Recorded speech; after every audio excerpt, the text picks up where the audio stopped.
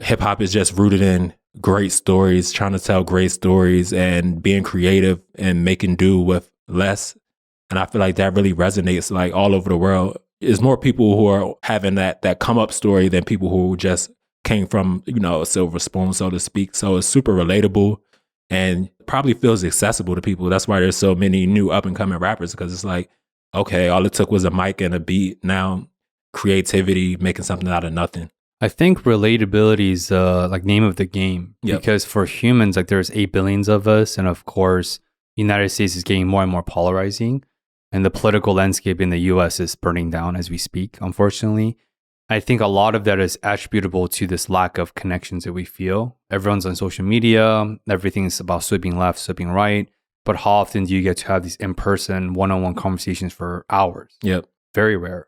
And I feel like the light thing for music, without that relatability, it's just a bunch of noises. Exactly. That's what music is, right? It's just a bunch of noises that you find enjoyment or not. And just like being scientific is important. I'm a social scientist, as a psychotherapist. But if you just pack a bunch of facts in like a PowerPoint, facts don't sell. Exactly. It's the stories. It's how you package it, and how you deliver that package really matters.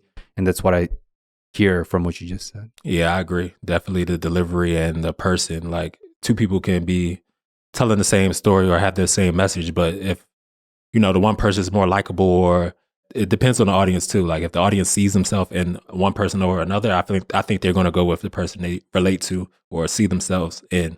But I feel like that's why hip hop and a lot of genres are becoming more diverse. Even, alternative genres are getting more Black artists, or rap is getting more white artists, because everybody deserves to be seen, and there's space for everybody. So I think that's super important to, diversify those genres and let everybody be seen.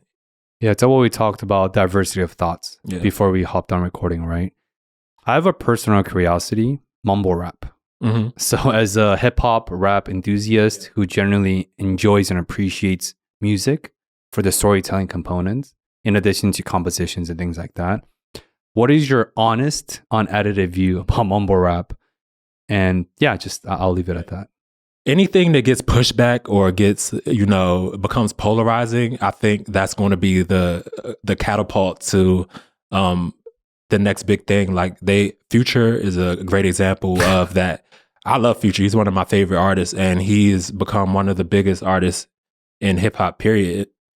And they called him a mumble rapper because he was doing something different, but he kicked down the door. He started that style and really got a lot of backlash for it. But the whole new generation of artists, especially street rappers from the inner city, they use auto-tune now, and they rap a little more. He was always kind of personal. He's a good example of somebody who, kind of like Kid Cudi, a lot of it, even his biggest, most exciting songs that can have a festival jumping up and down, they have a dark undertone if you really listen to what he's saying, because it's just that rawness. And I feel like a lot of artists are way more personal now, especially, young men from the inner city. Like, they weren't getting on a song telling you their deepest, darkest feelings, but now you get that vulnerability. And I feel like mumble rap is definitely, tied to auto-tune in a way, but auto-tune has allowed a lot of people who couldn't sing the ability to harmonize, use melody, and really further express their creativity. So I think mumble rap was a good thing. I feel like the good artists from the mumble rap era are still around, and it kind of filtered itself out, but it was polarizing. And I feel like that's always a good opportunity. If what you're doing is controversial, you're going to kind of cut through. That's a interesting perspective, because I feel like you're approaching mumble rap as a genre, but not from the actual music aspect, but you're talking about more from the culture that's associated with the genre. Yeah, I agree with what you're saying. I think it was a kind of like a subgenre, a new era, and I think it was refreshing, controversial but refreshing. Honestly, I just I have a soccer dad vibe, so when I feel like a lot of the younger up and coming rappers were in mumble rap, part of me is like, oh, I wish they did less face tattoos just for their future. No, I agree. But everybody, it's just that attention economy. Some people feel like I have to put a bunch of tattoos on my face to get attention, and it works. A lot of times we put a lot of emphasis or give a lot of negativity to these artists, but I feel like a lot of things that we don't like in media or in the world are to blame of the audience, because if you didn't pay attention to it or you didn't reward it with comments, likes, engagement, conversation, podcast episodes talking about it, it would go away. I feel like if you don't like something, ignore it and it'll go away. But instead, people give attention to the things they don't like, and it further. If somebody sees an artist with a bunch of face tattoos being the talk of the town, they're going to be like, okay, I'm gonna do the same. Yeah, attention is the number one commodity of 2023, and For sure. that's interesting. You're saying that a lot of the audiences unknowingly add like fuel to the fire. For sure. It creates this phenomenon, but then they're also hating on it, even though they have some sort of ownership for creating this phenomenon. Exactly.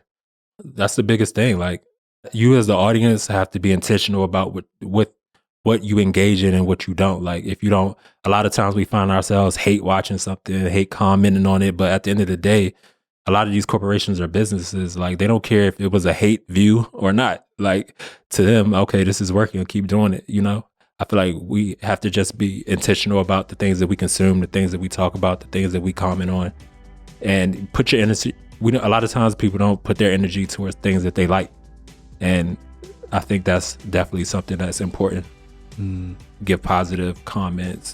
Thank you for discovering more with us this week. If you enjoyed watching this video, check out the full-length episode at one of the windows that pops up. And as always, see you again in next week's train of Discover More. Thank you for tuning in.